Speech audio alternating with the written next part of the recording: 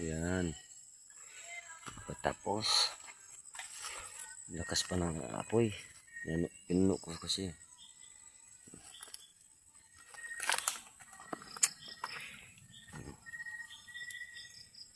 Yan.